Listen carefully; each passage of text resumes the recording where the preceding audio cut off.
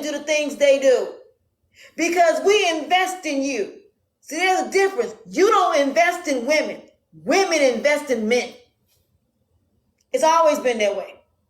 Women have always invested. And when we've invested our time, our energy, our bodies, we gave birth to your kids, we have given up everything for y'all. And then you turn around and bring another female into my world that I didn't ask for. A woman who you're telling that you hate me and that you never want to be married and that we're getting divorced, but you didn't think to tell me this. The woman you're married to.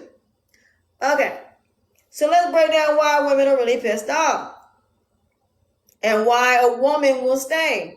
Competition, lifestyle. I mean, and Alexander Rogers said that, and I said, ding, ding, ding, ding, ding. That's why she stayed. This man was paying all the bills. This man was taking care of her. And you got to think about it. What's going to happen if you break up with this man? The man that basically is everything. That's like saying Carisha is with Diddy. And then all of a sudden, her and Diddy don't work out. Who is she going to be with that's going to be bigger than Diddy? Beyonce. Even though Beyonce got cheated on, why did Beyonce go back? Because who is she going to be with that's going to be on the same level as Hov? So let me break this down for you fellas, that way y'all can understand. When you with a man that got money and status and he's basically giving you the world like a Christian Grey, do you really think I'm going to divorce you?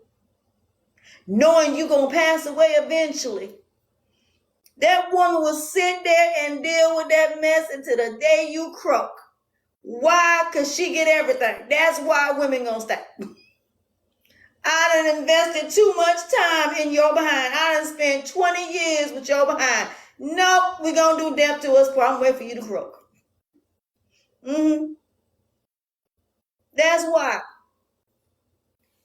Because a woman who is investing her time, invested her body, invested everything in you, and you think she gonna let another woman come in that ain't done nothing for your behind at all, except give you sex and cater to you. You think that I've been with you for all these years and you think I'm gonna basically give up my investments? Honey, y'all don't understand. Women look at men like investments. Y'all are who we invest in. So men and women do not look at each other the same. Women look at men like an investment. We invest in you. We invest time, energy, everything. We invest in you. And you want to know why all these women trying to take everything from y'all? Because you decided to be stupid. You decided to be with a woman that's going to pretty much do far worse than I could ever do to you. Because that is 9 times out of 10 what happened. You get with your second wife. She don't work. She don't do nothing. But then when you start losing money and you lose your job and you going to her and saying, you going to help me? No, I ain't helping you with nothing. I'm moving on to the next dude. But you had a wife that actually was about that helped you build.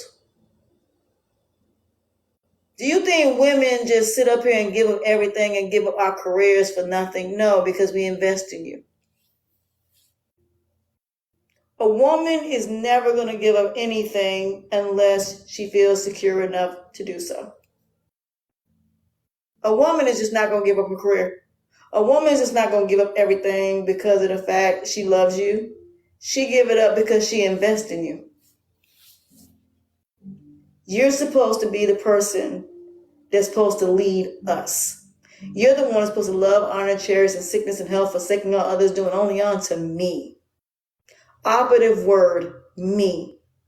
It is supposed to be when you make it, I'm the one that's supposed to be by your side because I was there since day one. But no, what do y'all do? You will dump your ride or die for a female because she's basically a pretty girl and she's physically what you want, but she's not everything else that you're supposed to have. So again, it's not about what you want, it's about what you need. You should never marry based on what you want. You should marry based on what you need. So when a woman basically marries you, she marries you because she loves you, but she more so marries you because she needs you more so than she wants you. A woman does not marry because she wants you. She marries you because she needs you. Because what do women always say? What do you bring to the table? What do you bring that basically I don't already have? Men marry for want. Women marry for need. And that's why men and women are never going to work out. Because if a man marries just because he wants her, as soon as the want's gone, he's gone. Whereas a woman, she marries because of need. She marries because she actually needs you. She marries you because she trusts you. She marries you because she's invested, because y'all are building something. Women marry to build. Women marry to build her husband. Women marry because we want to see our husbands thrive. And no, we do not want to work. So the fact that we're able to help build our husband by us going to work and taking care of him and building him, that means when he makes it, he return the favor. But see, the problem is y'all some lying scoundrels, because that ain't what y'all do. You will get a woman that will build you and leave her for a woman that's going to mess around and destroy you, because of the 7 deadly sin of lust. So you are no different than Adam when it came to Eve giving him that apple. Whereas Lilith, all she wanted was just not to be on the bottom. Oh, okay.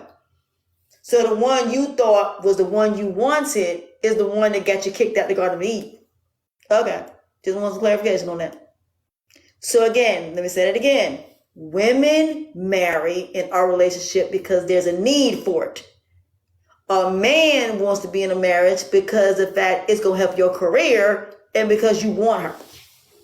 Not because you need her, but because you want her. And then when you get done wanting her, you're going to move on to the next woman and the next woman and the next woman and the next woman and the next woman and with a whole bunch of kids. So as long as she keeps her youth, you'll want her. As long as she keeps the same body, you'll want her. But as soon as the kids come along, you don't want her no more. So again, operative word is always the word. Always hearing men is always the word want. It ain't never the word need. So ladies, instead of asking, why does he want you? Why don't you ask him, why does he need you? What do you need me for? Why? You got all these females. What you need me for? I've learned this over the years. If you ask a man, not why do you love me, not why do you want me, why do you need me? What do you need me for? Because the first thing a man will say, I want you, but I don't need you. Told y'all, this conversation is going to be good tomorrow. I'm just prepping y'all for it. Men only want a woman. Women actually need a man. We don't want you, we need you. Y'all say it all the time. You don't want me. You just want what I got. Exactly. Because she need that. Exactly. Women don't date for want. We date for need. We wait because we date because of the necessity. Women ain't just gonna get out here and just date. There's a lot of women that can be single for years and will never date because there's no need for it. So unless a man comes in with something that she needs, that's the only way she's going to marry you. Wants are just the added bonus, but it doesn't mean that she needs you. That's why a woman will say, I don't need you. Women will never say they want you, but they will always say they need you. Men will always say they want you, but they will never say that they need you. Because men say it all the time, I don't need you. You can go. That's why you don't want a woman to work. Yeah, let's get into it. You don't want a woman to work because you don't want to need her. Because that way when you cheat and mess around with other women, you can say, I don't need you because I have money. I have this female, so I don't need you. So if it come down to it, if you actually needed this woman and actually needed her, then you wouldn't be able to cheat, because you know full well if you cheat on her, she gonna leave. And do you not notice that a lot of men's whole entire empires crumble when the woman that they actually needed, who they claim don't need her, leaves? Everything falls apart. Everything falls apart. because the woman you actually needed that kept your stuff afloat is gone. True story, African story. There's an African story that I had actually I listened to yesterday. It was a man, and I love these African stories, but this African story in particular was one about a woman that was overweight girl. And so nobody saw what she looked like because the parents always kept her hidden. Why? Because she had a disorder where it just made her gain weight. It wasn't because she didn't exercise, it wasn't because she was active. From the day she was born, she was just a big girl. Okay? So the guy that ended up marrying her was curious about her, and he wanted to marry her. So when he saw her, he was like, I don't want to marry her, but married her anyway. But not understanding this young lady was special, and I'm going to explain why in the end. He married her. He treated her like trash. He did her dirty. When I tell you this man did her dirty, this man did her dirty. So he ended up bringing a woman in that was drop dead gorgeous, beautiful woman. And so at the time, he was still there. And so he started making this money. Now, mind you, this man had money before he met her. But when he got with her, he became rich. And so he just ended up doing this woman dirty. Now, no matter what, she stayed. She tried everything she could to make it work, and he still didn't want her. So then he ends up leaving her in the apartment. She gets pregnant. She has a little girl. Leaves her little girl in this rundown hut. Now, mind you, she's trying to keep it afloat. So he leaves her and goes off with the other wife. The other wife is sitting there abusing her, mistreating her, everything like this. This woman went through a lot. This young lady went through a lot. So he goes over there. He has a son and everything. They're living his life, and he don't even go over there to even check on the other wife. Well, guess what? The little girl had to be about 18, and her mom passes away, right? Passes away. And so she gives the ability that what I'm going to talk about to her daughter. So her daughter goes to her and said, look, mama's sick. You need to go over there. You need to go check on her, and you need to make sure she's okay. I'm not going over there. I don't want nothing to do with her, and I don't want nothing to do with you. So he don't want nothing to do with his daughter that's associated with her mother. She passes away. So the daughter ends up leaving town, and the daughter ends up becoming rich. And I mean wealthy rich. So she ends up starting a business. She does very well, and she ends up making a lot of money. Well, the husband, on the other hand, loses everything. The day she died, he lost everything. All of it. I'm going to close the bond. I'll still be talking. But he ended up losing everything. And they couldn't understand why it happened. Why all of a sudden he went from having all this money to now being broke. So he goes, and the wife is all upset. And so they find out that the daughter is wealthy. So the wife's like, go over there and talk to your daughter and convince her to help us out. He goes over there, and the daughter looks at him and like, why are you here? Oh, I just wanted to come, and I just want to come see how you're doing, and I just want to make sure you're good. No, you didn't come over here for that. You broke. You came over here because you want me to help you. You want me to give you money. You want me to take care of you. But you didn't take care of my mother. You didn't do nothing for my mother. And it just so happened that her parents, her mother's parents, her grandparents, were standing right there. She's like, first of all, you were only here because now you're broke. You had no idea that my mother was the one that made you what you were. And so the parents finally told him why a girl was so special. She had her name meant wealth. She had the ability to be able to make anybody around her wealthy, rich. All you had to do was be around her. All you had to do was treat her well. And she had the ability to bring wealth into your life. So as long as he was married to her and treated her well, he always had wealth. But when he left her and she passed away, he lost it all. And so he was devastated when he found that out. So he went back, and the son that the other woman had was spoiled and entitled. So he went back feeling guilty because of the fact of the way he treated not only his wife, his first wife, but his daughter. So the moral of the story is, you may think that you got your wealth because of your hard work and dedication. No, you got your wealth by the person that came into your world that God brought to you to help you build your wealth. The person behind you. The people that helped you get there. So no, that woman may not have basically been there when you were working, but she's the one that you bounced ideas off of. She's the one that basically went to work while you went to school and helped you through school. The one that helped you with your homework. That one there is the one that helped you. So without her, you gonna lose it all. And that's why men lose it all, because you give up the one that God brought to your life that you were supposed to build with. So by you not taking care of the person that helped you build, the one that come in that was never there ain't gonna do nothing but spend your money. That is the reason why women, when it comes to divorce, I'm not talking about the gold diggers, I'm talking about the ones that been there with you, why they go to court and want it all. Because you irresponsible. That's why in the Bible it says, if you commit infidelity or you cheat on your wife, she gets everything that y'all made together, she gets. And you supposed to start over with a whole nother woman. See, this is what men don't do. Y'all don't never go and make these other females hold you down the way the one that's been holding you down for all these years. A woman will do that. A man will not.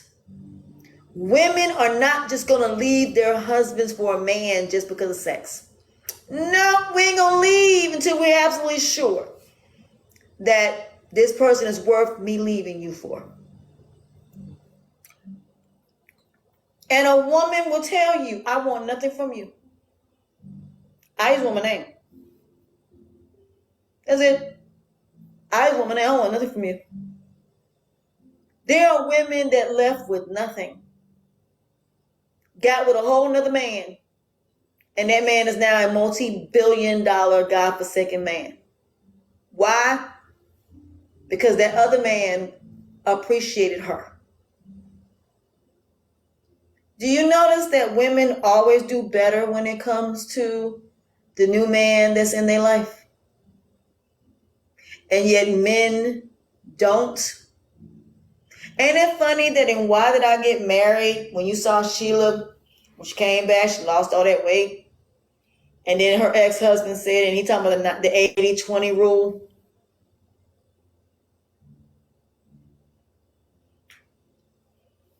Remember that? And do you remember he said, I came to the realization and that, Troy is just your 20. No, Troy is her 80, you're her 20. And you remember she said, oh girl, when I first saw you, I just wanted to whoop that trick. Hey, whoop that trick. Hey, but you know what I'm going to do to you? I'm going to pray for you. But don't tempt me. Stay away from the wine glasses. You have a nice day.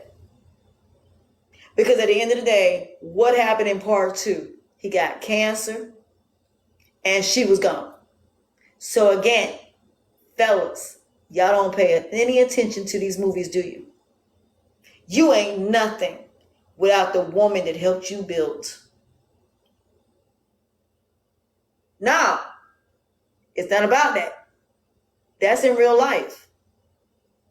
That movie represents real life because there are a lot of men that will leave a woman because she gained 20 pounds. They will leave a woman because of the fact of her medical conditions. I have seen this firsthand. I've seen women do it. Yeah, I'm going to get on that too. So don't get me wrong. There are women that do the same thing, but that's my point that I'm trying to make. Men and women do the exact same thing. There is no difference. But we on men today. I'll get on women another day.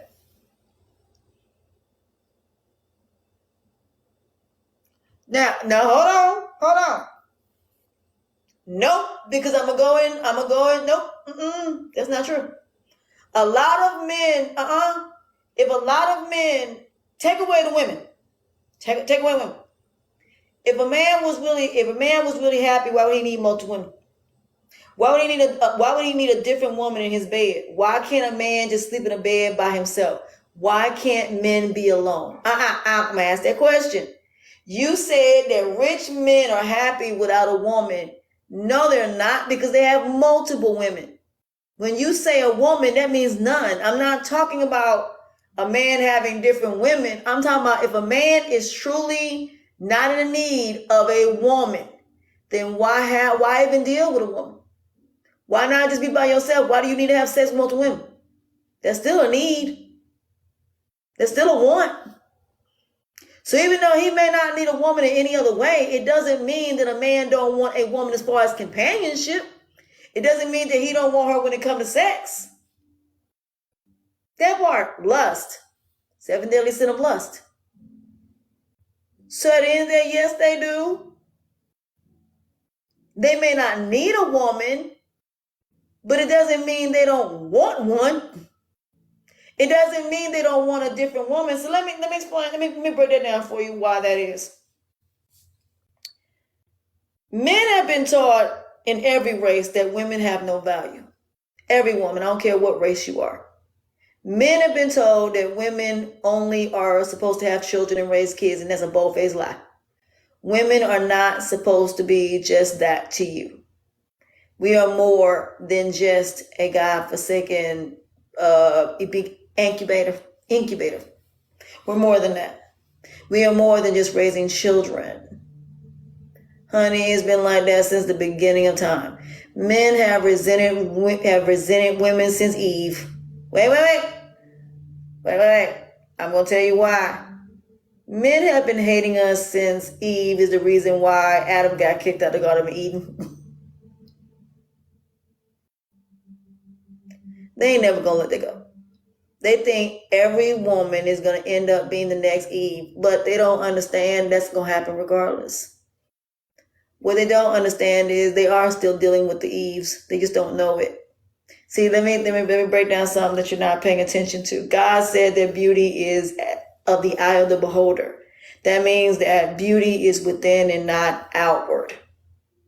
A lot of men are going to always go after the external. That's how men are. And if you look at the story of Lilith was a beautiful woman. That all she wanted was just to be on the bottom. So again, you have a submissive woman and you have an independent woman. That's why you have two different women. One is more like Eve and one is more like Lilith. Okay? So let me break this down for you so it make it make sense. Which one was worse, Eve or Lilith? Lilith just wanted to be on the top. She didn't want to be on the bottom when it came to sex. Eve was a submissive one that basically was submissive to Adam. And even though Lilith was independent, Lilith just chose to leave the Garden of Eden. She just left. She didn't stay. She didn't do anything to Adam. She just left. And when they tried to bring her back, she denounced God and she became the demon that she is. But yet, Eve, who was supposed to be the better choice because she was submissive, is the one that got him kicked out the Garden of Eden, is the one that got him to eat the forbidden fruit that got him kicked out. But okay, what is the reason why we have kids? Is because of what Eve did. So you gonna sit there and tell me of all people, that the one that you actually want is not the one that you actually needed. So even though Lilith, so that's my point. So there you go. So that's what it is. You had two different women. One who just didn't want to be in the bottom, that he couldn't respect and got mad because she was defiant, when all she said was, I don't want to be on the bottom, who was made equally to him, and yet you got another one that was made from his rib, who basically was like a kid. Yeah, mommy, daddy, child, the dynamic. The one that was more of a child than his equal. Okay, let's go there. Let's have this conversation. Because I'm going to tell you right now, a lot of y'all get your feelings hurt. First of all, you going to basically be mad because a woman's independence will be more so like Lilith.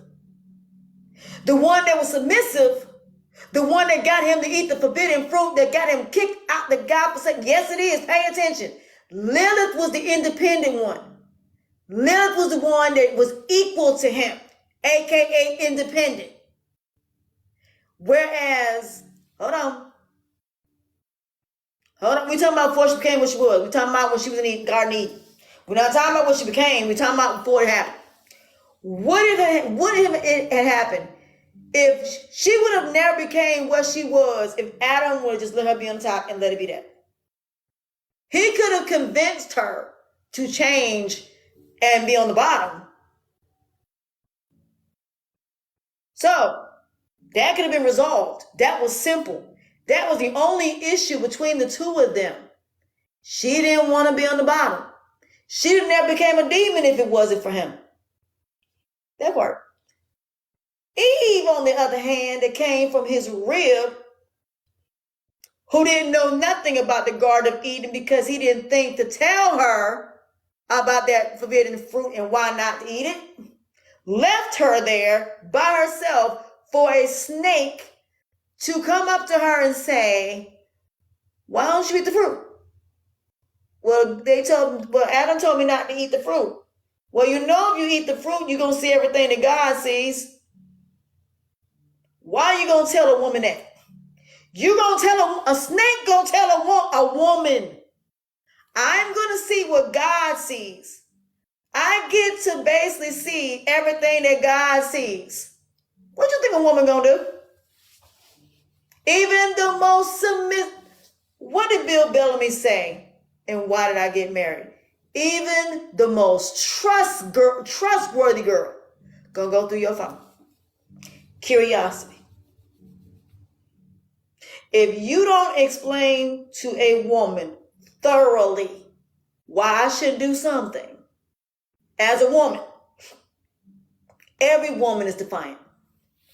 Even the most submissive woman will end up being dominant.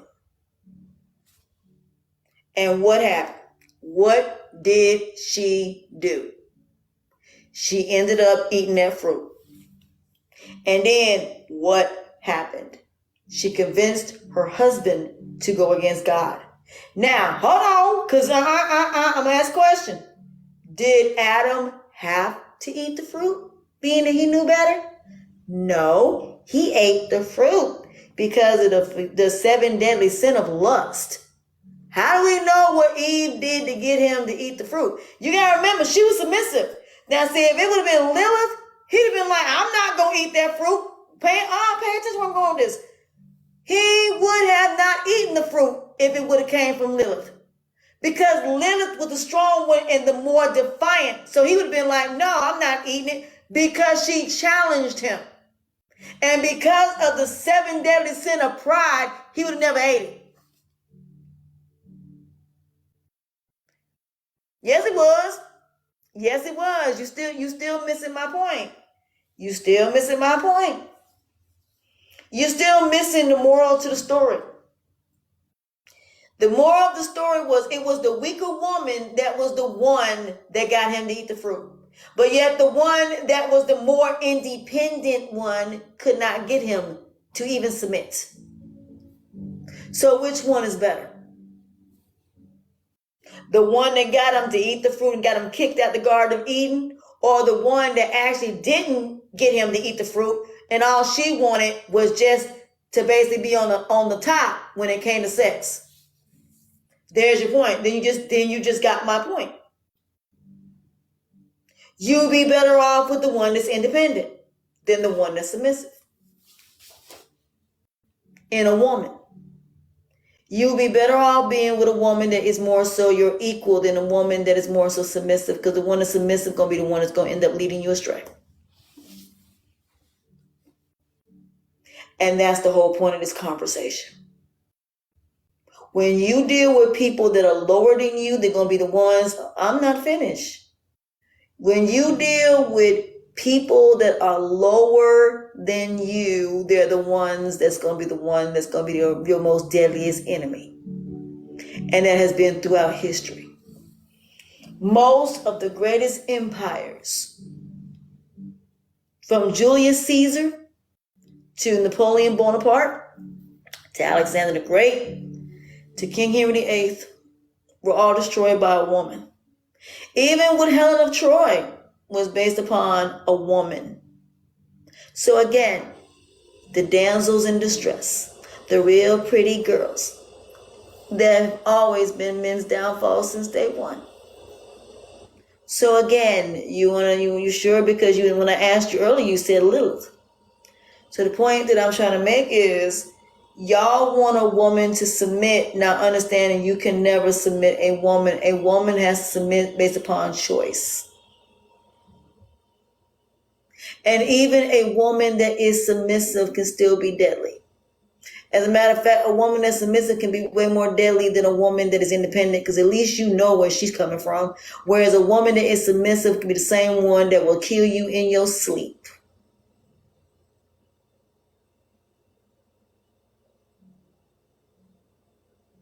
So do you see my point? So even though Lilith did call out God's name and committed blasphemy and she ended up becoming a demon, that's because she went against God. It had nothing to do with that. But the point I'm trying to make is, which one would have been worse? A woman who didn't want to be on the bottom, and that was her only issue, versus a woman that you didn't even see coming, presenting you a fruit that got you kicked out the Garden of Eden and in the world as we know it right now. Which one is worse? The woman that chose to leave? The woman that, because she couldn't be on the bottom, she chose to leave the Garden of Eden, went, and when the angels came to bring her back, she said nope, and that's when she basically cursed God because she was not going back. So my point that I'm trying to make, and so you just proved my point. So my point is, the one that was the more independent one, the one that basically, even though she's independent, even though she may basically stand up to you, but that's the one that's not gonna let you fall. But the one that's submissive, you ain't gonna never. You still missing my point. You just said Lilith was better. So the one that was more independent, the one that stood up to you, the one that was your equal, is better than the one that's submissive. Because if you lose your job, that girl is not going to help you out. She going to leave. But the one that's independent is the one that's going to be there. You still missing the point. This has nothing to do with God. This is between Adam and Lilith. We're not talking about God. You missing my point. I said for Adam, which one was better and why? You still missing my point in this situation. The woman that's going to be submissive is not going to be able to help you when you fall. She can't help you. She's submissive. The independent one is the one that's going to step in and help you get back what you lost. Well, matter of fact, she'll get you something better, because she's the one that's going to be out there to help you build. She's the one that's going to be able to help you to get on your feet again, newly get on your feet again. Whereas a woman that is submissive, who's never worked, is not going to be able to help you if you lose your job, because she's never worked. All she's done is cook and clean. She can't be out there in them fields. She can't be out there helping you. Whereas a woman who's been out there in the fields with you every single day, who knows how your stuff works, can go and do everything that you do and still be able to do it. So let's compare two scenarios here. You got one woman, two women in the military, one who's never worked and one who has worked. A woman that basically has worked. And then you have a woman who's never worked. So you got one woman that knows all about Medicare, Medicaid, knows how to do everything in the house, and knows how to do everything that her husband does. Whereas women who don't know nothing about Medicare cussing you out because they have to pay $150 for their child to go to the doctor because they don't know they have a godforsaken deductible. Oh, okay. Which one is better? The one that, if something breaks, knows how to go and call a plumber and can tell the plumber what exactly is wrong, or a woman that can say, I don't know what's wrong. I just know the thing is broken. So you're talking about a dumb blonde versus a brunette? Okay. That's all I'm saying.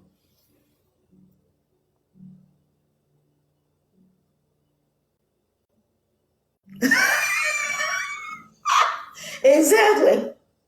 Yeah, they know how to spend your money. They know how to go get food stamps and Medicaid. They know how to go get you in child support, but yet they don't know how to work. Oh, okay. Okay. I'm just trying to get some clarification there. So you want a woman that basically you think you playing, but this same woman you gonna come home and all your money gone. You mean them type of women?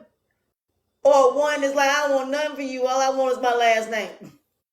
Oh, okay. So you prefer the one that's like, okay, who says both of them don't? Who says that both women don't obey God? You still missing my point. This has got nothing to do with God, because if you have two women that obey God and the issue is the man that she's dating, that's the point that I'm trying to make. Because the man can also be demonic. That part. That man, the devil could be leading that man for all you know. So even though you have two women that may be of God, it don't mean that the man that she's with is of God either. He also has to be of God. He also has to do things as of God. He has to love his wife the way he loves the church. Well, the way Jesus loved the church, I meant to say. Excuse me. You gotta love your wife the way Jesus loved the church. And a lot of y'all don't do that. You don't love your wife the way Jesus loved the church. Because a lot of y'all don't even think Jesus existed, even though we all know that he has existed. Trust me, there's evidence to prove that. So the point that I'm trying to make in this situation is, fellas, y'all picking the wrong women, ladies and gentlemen. That's why I said men are in trouble, because if y'all keep going on looks and you keep going on the seven deadly sin of lust. Hold on. Let's go on the seven deadly sin of lust for a minute, because I really want to have this conversation. I'm still leaving my stuff up for tomorrow. The seven deadly sin of lust.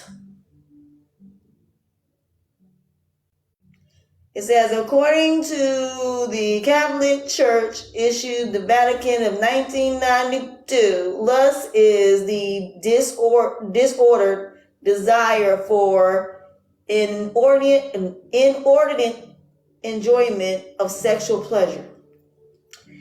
It goes on to state that sexual pleasure is morally disordered when sought for itself, isolated from the pre-creative and utilitive purpose a person can have. And this, it went blank. Hold on. So please explain to me. You're saying, and you're gonna tell me that men don't go off. Men don't do that.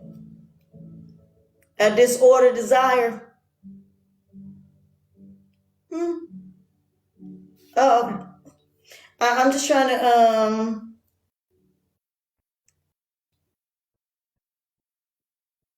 It says in the sermon, the Mountain of Matthew 5, Jesus connected lust to the sin of adultery. Hold on. But I will tell you, everyone who looks at a woman to lust her has already committed adultery with her in his heart. The seventh commandment, thou shalt not commit adultery, applies to the thoughts, not just our actions. So if you wanted to talk about adultery, adultery is not just the physical act of sex. It is the mental, psychological, and emotional thing of lust, the thought of it. Just the fact that you are looking at a woman in a sexual manner, you've already committed adultery. Okay. Mm-hmm. Okay. I'm just trying to get some clarification. But let's go into lust, shall we?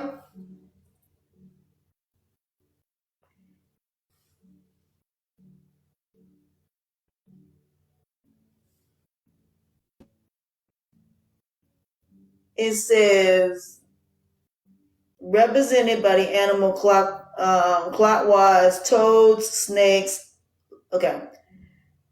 It says that toads are the avarice, snake is envy, lions is wrath, snail is sloth, pigs is gluttony, goats are lust, and peacocks are pride. Okay.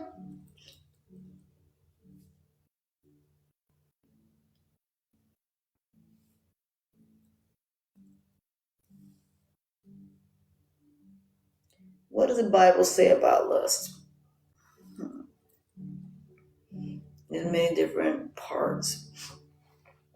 It says Matthew 5:28. But I say to everyone who looks at a woman with lust has already committed adultery in his heart, with her in his heart. So in other words, if you look at a woman in a sexual manner, you're not trying to be with her because of the fact of who she is as a person.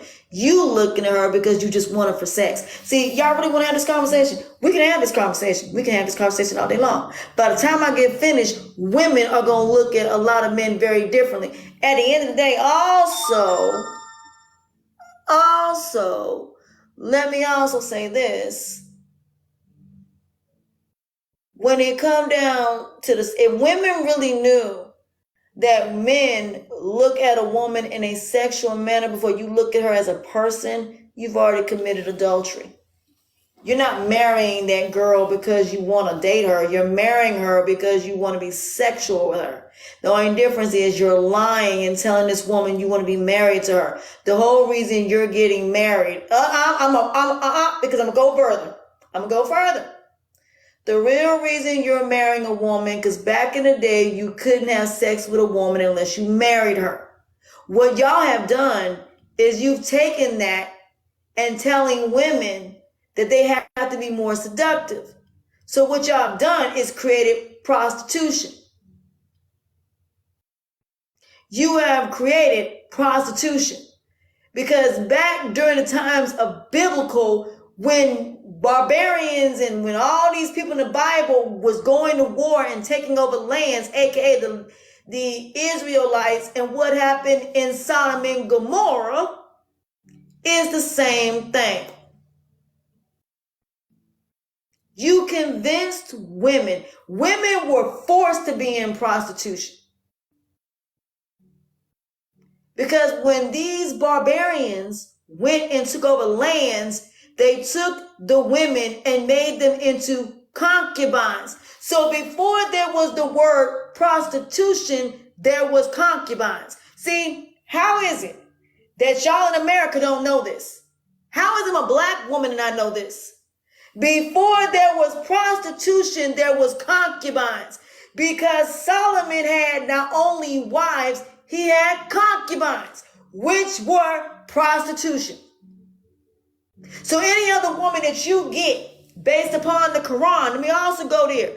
The Quran clearly states, the Quran clearly states that polygamy is only used to basically keep your bloodline alive. So let me break down what Muhammad said. When he got his second wife, he got his second wife because his brother died and she was not able to take care of herself and her children. So he asked his wife, could he marry her? So again, you can't even commit polygamy unless it's within your family. That part. See, that's what I'm saying. Y'all don't read. He didn't take some random chick and just make him his wife. He didn't take on a concubine. It was his brother's wife that passed away. So in order to keep the bloodline intact, you have to marry your brother's wife. Okay. Where are you getting what y'all talking about from? I mean, I'm just saying. Because based upon what I read about that and what that says to me, is a man is only supposed to take a wife if it's within the family. But okay. The only way you're supposed to take on a wife is if your wife can't have a baby, aka a surrogate. Okay. So you're not taking on a wife because you love her. You're taking on a wife because there's a need for her. Okay. You were saying? So you think you just marry a woman just because you love her? No, you marry her because there's a need for her. You marry her because there's a need for her. Because why would Sarah, after all these years before she had her firstborn, bring in a whole nother wife? Because she couldn't have kids. It's just like if a woman has 6 months to live and she says, I'm going to let you have a woman and I get to choose the woman you're going to marry. Same scenario. You cannot have a wife unless there's a need for it. If there is not a need for another wife, you don't need it. But see, men, y'all so godforsaken greedy and y'all feeding the 7 deadly sins of greed. It don't even make no sense. But let's carry on. It says the goal in each person who has put his or her faith in Jesus Christ to become more and more like him each day. This means to put off old ways of life which sin was in control, and confirming one's thoughts and actions to the standards put forth in the scripture. Lust is an opposition to this ideal. Okay. So in other words, you can sit up here and do everything else, but you can't stop feeding into lust, but okay. So in other words, you're still running around having sex, and lust is actually the hardest one to break. Out of all the sins, greed and lust are the two, and sloth that are the two that are the hardest to get, because people stop doing.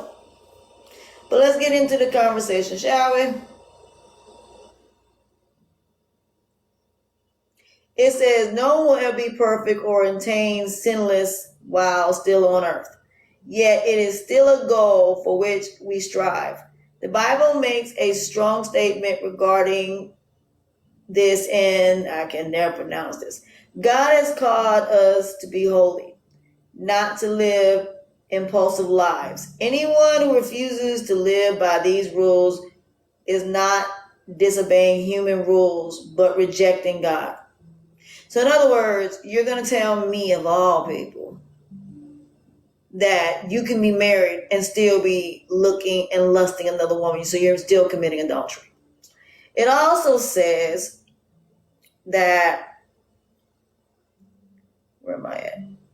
If lust has not gripped your heart and mind, ready yourself through a life lived above reproach to combat the temptations of lust. If you're currently struggling with lust, it is time for you to come clean before God and ask for an intervention in your life. So the holiness can be a mark of your life as well. So you're going to tell me I'm lying here? Oh, okay. And then it says, hold on, let me find a couple of these scriptures here. It says Job 31, 11, 12.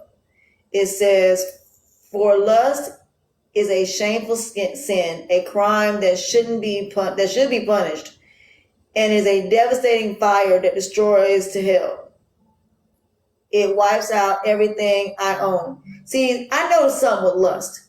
I noticed something with adultery. There is absolutely no punishment for adultery. There is no punishment for lust. It is no I noticed that. Out of every single solitary sin, between greed does have punishment. But lust is the one that never, ever, ever, ever, ever, ever, ever has any consequence. Ever. There is no consequence. I noticed that. The only consequence for lust, you got to pay child support, alimony, and spouse support. That is the only consequence for lust. You don't go to jail for that. You don't get your you-know-what cut off for that. No, there is no consequence. It used to be. Not no more. That's why people do it. People do stuff negative they know there's no consequences for it. Ain't no consequences for that. Because the only thing that's going to happen is these men going to end up making more money. Because just like Jeff Bezos, he basically had to pay his wife half, and he ended up making the money within the same day. So at the end of the day, I don't know what y'all talking about. Then it says, Romans 6:19. It says, I am speaking in human terms because of your natural limitation. For just as once presented your members as slaves to imply and to lawlessness, leading more lawlessness, so now presents your members as slaves to the righteous, leading of sacrification. So I'm still trying to understand, because based on what I'm sitting here reading at this point, I'm just trying to get some context. It says, I am speaking in human terms because the weakness of your flesh. For just as you're presented the parts of your body as slave to impurity and lawlessness, resulting in future lawlessness, so now present your body as part of slaves to righteousness, resulting in sacrification. So I'm literally, really trying to understand. Every day y'all seem to feed into lust in some way, shape, form, or fashion. It goes against God, but okay. So it's not about young girls being virgins no more. So now we have come to figure out why. Y'all say the nonsense that y'all be saying that makes no sense. Then it says Job 13, 11, 12. No, I already read that one. It says Matthew 5:28. I said to you that everyone who looks at a woman with a lustful inheritance has already committed adultery with her heart. Okay, I read that one. Exodus, thou shalt not commit adultery. Hold on. This one is saying, I appeal to you, therefore, brothers, by the mercy of God, to present your bodies as living sacrifice, holy and acceptable to God, which is your spiritual worship. Do not conform to this world, but to be transformed by the renewal of your mind that is testing you, may be discern what is that will of God, what is good, acceptable, and perfect. Okay. I'm just trying to get some clarification here. I told you I read.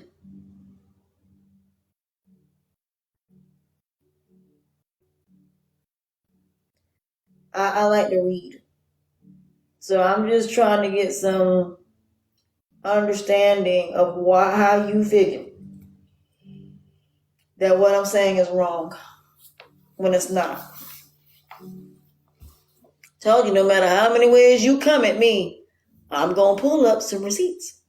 So basically, essentially, men feed into lust more so than women. So who's the better leader, men or women? Because from looks, things going to be women. Because women have the one ability that men don't have, and that's compassion, empathy, and sympathy, and understanding. Women have to multitask every single day, and women took on one of the biggest godforsaken consequences and repercussions in karma. God didn't give y'all the ability to have kids. He gave us the ability to have kids. And just the fact that you said you want this girl that has your baby to stay home, not knowing if she's responsible or not, you don't even care if she's emotionally, mentally, or psychologically ready to have a baby. You're not even thinking about that in any capacity. So I find that a little bit funny. I really don't. Matter of fact, I find it hilarious. You're going to basically, because a woman has a baby, you think that she's going to be responsible to take care of them. I have seen many women unalive their kids just because they're not with the father no more. I have seen women sit up there and allow their boyfriend to molest their child. But okay. And you're going to tell me that because you have a child by this woman, and because a woman has a child, that she's going to be grown or mature enough to be able to raise a child? What is wrong with y'all? Just because a woman has a baby does not mean that she's going to be a mother. as many kids that have been put in adoption and have been in the foster care system. You gonna tell me that? So in other words, it's not women that need to decide whether or not you have children. Actually, it's you as a man. You're supposed to determine that because you're the one that inseminates something into her, not vice versa. So really, it's not on women whether we have kids or not. It's really on you. Based upon biology, I'm just saying. Because a woman cannot get herself pregnant and a woman cannot force a man to make her get pregnant. So basically, like I said, if you go back to Lilith, let's go back to Lilith for a minute. Lilith used to go in men's dreams and used to have sex with them to get pregnant, having demons spawn, and end up destroying the man in the process. Would you like to hear the story of Lilith? Because then you will understand in today's society why Lilith is such a big thing and why there's a bunch of succubus running around here, aka women that are getting pregnant just for the bag. Wouldn't that be the same equation? I'm just trying to make sure. Because at the end of the day, like I said, how many ways do you want me to put this? I can put this any way you want me to. So at the end of the day, you keep on messing with them harlots. You keep messing with them succubus. You keep messing with these females that are luring you to your death and luring you to your financial doom. Go ahead and do so. But fellas, understand this. And I promise you, pay attention to what I'm saying. You are messing with harlots. Just like women are messing with gigolos and messing with hoes. So it is not women that are hoes. It is you that are hoes because you're the one messing with multiple women.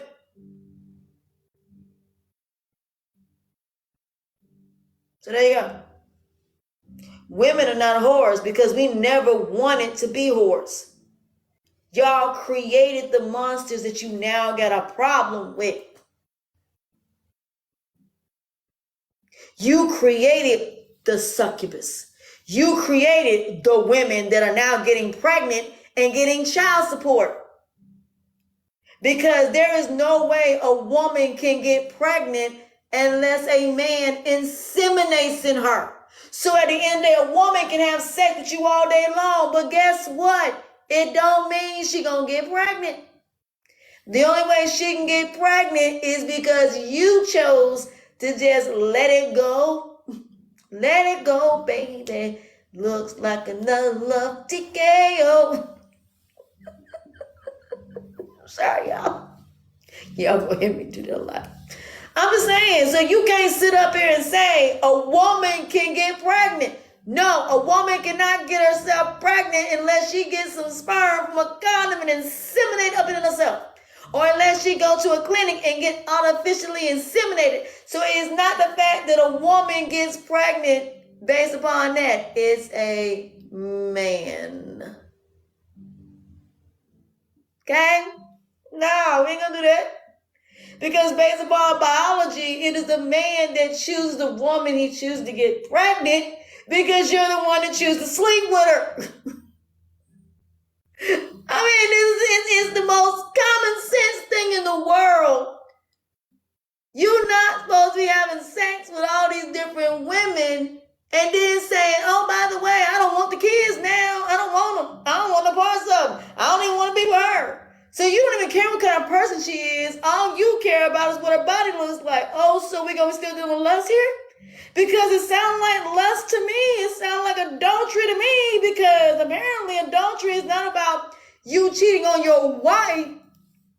Adultery is just in general that you're lusting a woman and you're having sex with her and you have no intention of marrying her. So God says, okay, I got something for you. You now gonna be stuck with her the rest of your life because she gonna be your wife for the next godforsaken 18 plus years because she got your child, which in terms mean you married. That's why they said in the Bible, when you consummate the marriage, why you can't get married for a whole entire year? Why you can't get divorced for a whole entire year? Because if she's pregnant, then guess what? You stuck with her the rest of your life to the day all of y'all die. So as long as you have a bunch of little critters running around, aka children, then guess what? That is your wife. I mean, I'm just saying. It's the most common sense thing in the world. So your wife, who you married to that you don't have kids, is not your wife. Not in the eyes of God. The person that is your wife is the woman you chose to have children with. And every other woman after that is the women you had kids with, aka polygamy. Because polygamy is about bloodline, sweetheart. It's about keeping your bloodline alive. So, for example, if this woman can only have one child and you want to have multiple children to keep on your legacy, then you would have more women and you have more babies. So in other words, y'all just trying to keep your God-forsaken legacy alive, but yet you want nothing to do with the legacy that you created. Because you don't like the woman you gave birth that they had your kids. But okay, good to know. Good to know we having this educational conversation. Good to know. So it's good to know that you can run around and have as many children as you want to with as many wives because you're already in polygamous relationship. How many more polygamous relationships do you want to be in? How many more women do you want to get pregnant? Because apparently the only time you're married is if you have children. So whether I like it or not, I'm stuck with the father of my child. Even though we're not emotionally connected, but because our child has both our DNA, we're married. We are married because at the end of the day, we're mom and dad. So there is no husband and wife, it's mom and dad. So you're not married until you're mom and dad, okay? I just want to make sure I'm clarifying for you. You're not traditionally married where you got to take care of these kids. Let me take that back. I said it wrong. You are not married until you have children, okay? Because both of y'all share the same DNA in this one little person. This one little person needs both of y'all. I just want to make sure I get this clear. So you're not married because you signed a sheet of paper. You're not married because of all these possessions. You're not married because of the emotional part of the relationship. You're married because you have 2 kids. That's it. Children. You're not married unless you got kids. So pretty much, if you don't have kids by the man, you're not married to him in the eyes of God. You're just pretty much shacking up. You're just married in the eyes of man. That's pretty much it. Pastors will tell you that. And there are a lot of pastors that are telling you that. That's why they'll tell you that you need to stay in the marriage for better or for worse. If you want to know why Risa Tisa stayed in the marriage for better or for worse, and sickness, health, and sick of others, don't know to that person. And loyalty. These hoes ain't loyal. Yeah. Just got rich. Nigga broke me. I'm just saying. Y'all talk about all the time, these hoes ain't loyal, but yet y'all keep laying down with them without condoms and ski. Ow, ski. Ow, ski. Ow, ski. Yeah, Y'all just on this, come on and go with me. Doom. Come on over to my place. Yeah. You gonna come on and go with me. Doom. Come on over to my place. Yeah, and get me pregnant.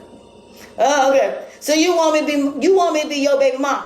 I'm just your baby mom. Ooh, I'm just your baby mom. Ooh, I'm just your baby mom. So yeah, you just want me to make me a baby mom. So you fail to understand, fellas. Y'all ain't never had to deal with no consequences and repercussions of getting women pregnant that you just don't want. But okay. Now that we've established that, that's good to know. I'm just trying to make sure I get some clarification. So yeah, y'all sure y'all ready for tomorrow? I'm just prepping you for tomorrow, okay? Fellas, y'all not gonna be able to handle this conversation. Y'all gonna be very uncomfortable. So what I want you to do is I want to make sure that fellas, when you come up here, please make sure you have your research. Please make sure you can verify that everything I'm saying is correct first before you come up here.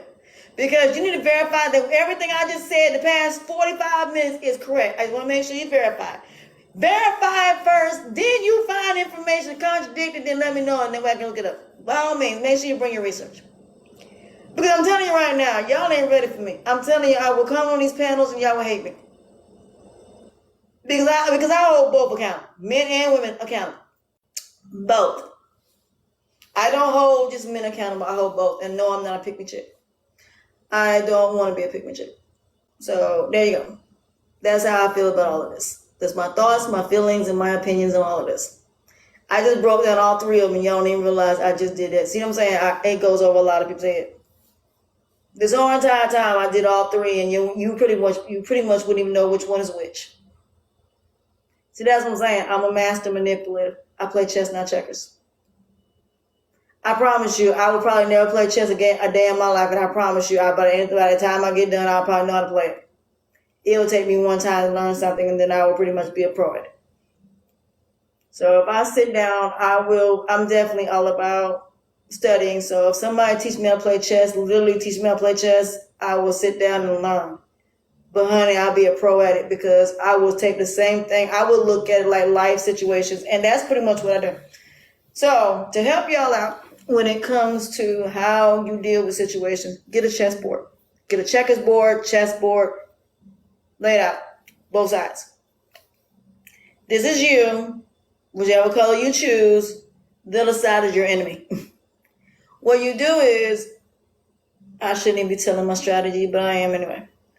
To help you out when it comes to the thinking process, look at your situation the way you look at chess. Now, chess is no different. Checkers is no different. Checkers and chess are pretty much the same game, except checkers is all about getting all of the opponent's pieces, whereas chess is about checkmate. Okay. Now you pull the checkerboard out because the checkerboard is about taking all of the opponent's pieces. Okay? So you're going to have to play this before you play checkers. You're going to need both, checkers and chess. I've learned this. You cannot basically know a situation if you don't have a chessboard and a checkerboard up. Okay? Two different games, same strategy. Just two different ways of going about it. So again, when you have your chessboard, every piece that you move, understand there's a reason for moving it. There's a reason why you made that move. There is a reason. So every time you move, ask yourself, why did you move that in that situation? So what you do is you take a situation, right? Let's say, for example, you have the queen, and then you have the last row of checkers, right? The goal is to protect the last row of pieces on the checkerboard. Chessboard is to protect the queen, right? Same way of looking at it, except two different purposes. The purpose of the checkerboard is to basically take everything, all the opponent's pieces. Chessboard is to just take the queen. So it's not about taking all the pieces. You just want the queen. Two different games. Now, in real life, you got to ask yourself, do you want all the pieces or do you just want the queen? What is your goal of the game you're playing? And who are you playing with? So if you don't know your opponent as far as how they go about playing the game, you're going to lose every time. Because some people are going to make a pretty ass out of you and embarrass daylights out of you, then you're going to be mad. Which is why a lot of people are mad, because a lot of people don't understand you need the checkerboard and the chessboard. Because you need to find out which game you're playing, first of all. Now, I can break this down, but it's too late for me to do this, and I'm not going to break it down tonight, but just know this. Welcome to manipulation. Manipulation ain't nothing but a chessboard. A chess and checkerboard. Same objective, different purpose. So again, tomorrow, I'm going to break this down for you. I'm going to break down the whole game for what it is. Because in some situations, it is about taking all the chess pieces, the checker pieces. And in some games, it's just about taking the queen. I can break down which situation goes where.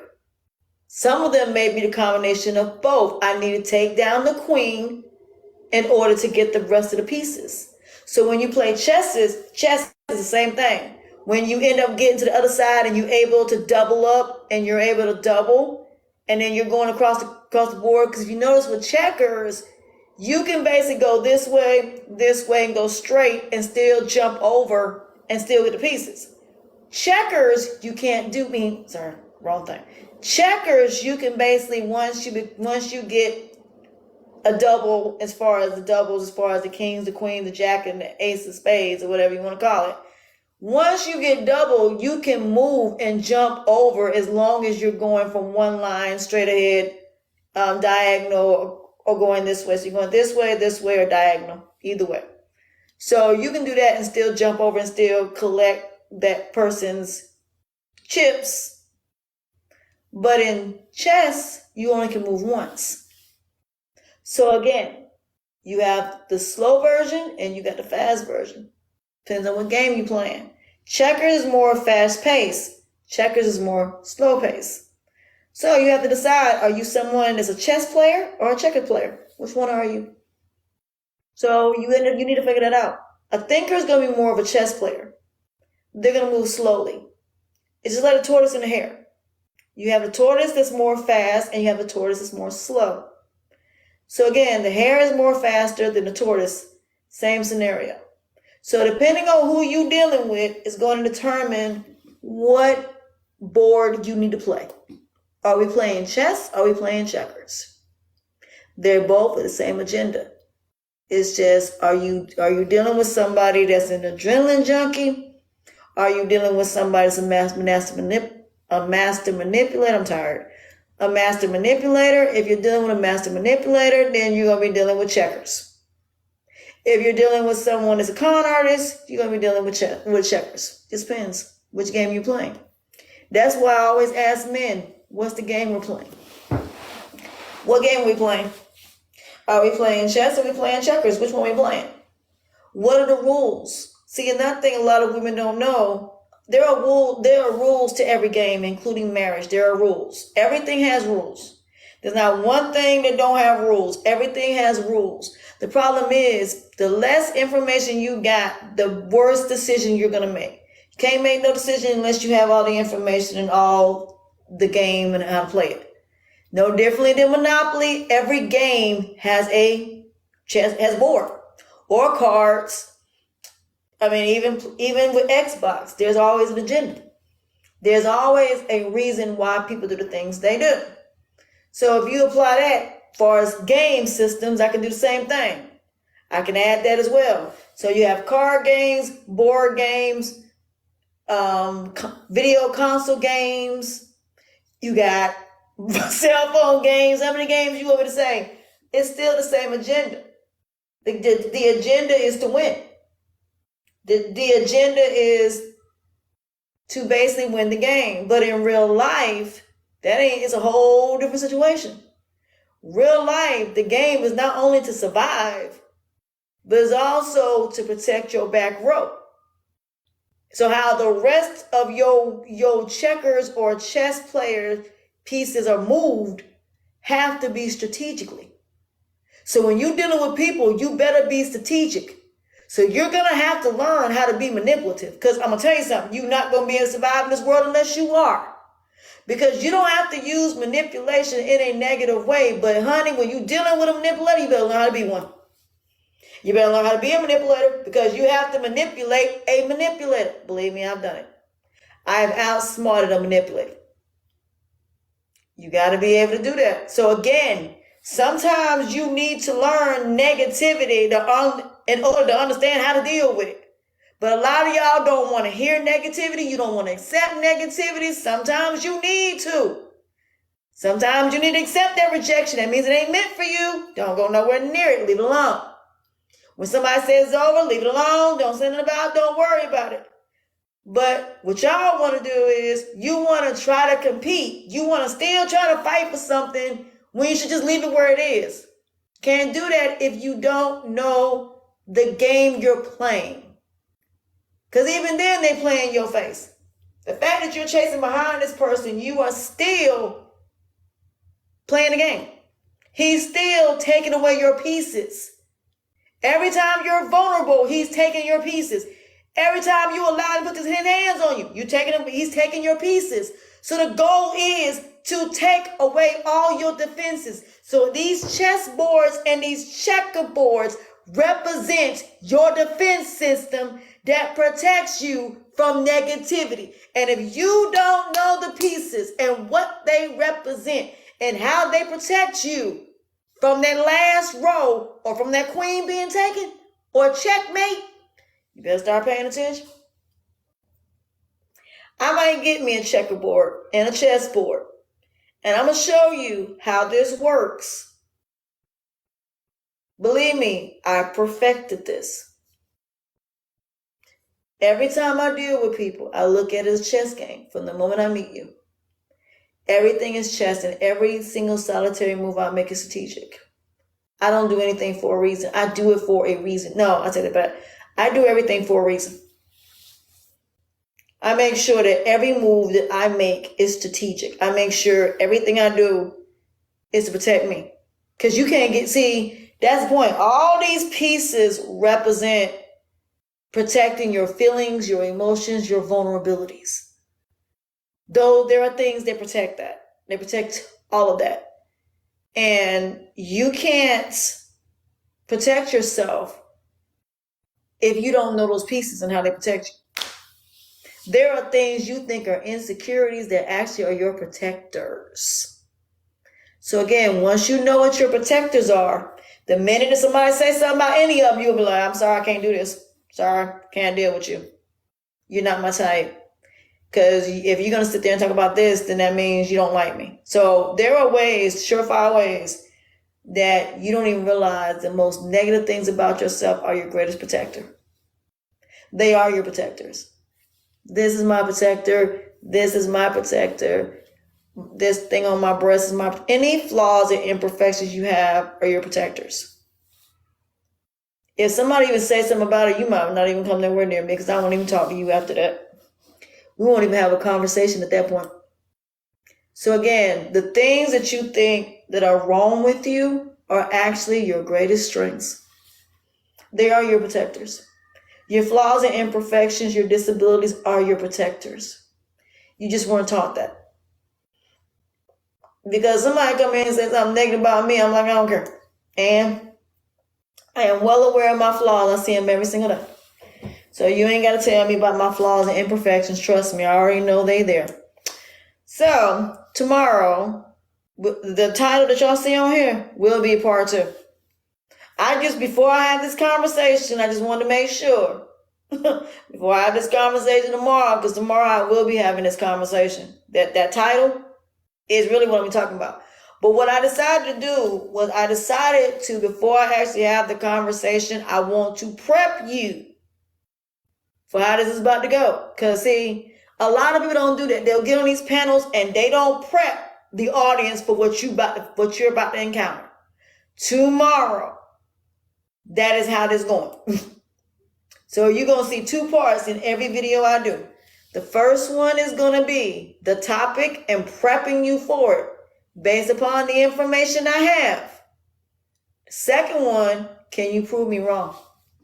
Now, I don't mean prove me wrong because I'm wrong, but prove me wrong to make me look at it from a different perspective. The goal is, when y'all come up here, is to give me a different perspective on the situation. It's not about right or wrong. It's about perception. Can you change my perception as far as the situation? Even though I've looked at it from every single way and I already know you coming, can you convince me to change my stance on it? Or can you not? The goal is in this room, for everybody in this room, hi, Alabama. For those of y'all in this room that come up here, I need you to understand it ain't just about convincing me. It's about everybody on that panel. Can you convince us that we need to change our stance on whatever it is that you're saying? The topic is basically men are in a lot of trouble because of the Risa Tisa situation. I want to know how men feel about the Risa Tisa situation. How do men feel about it? So I'll give you an example. I'm going to play something right quick. Hopefully I have it. I probably don't. It's probably on this channel. There was a video that was done, and I'm going to try to see if I can find it before I go. Okay.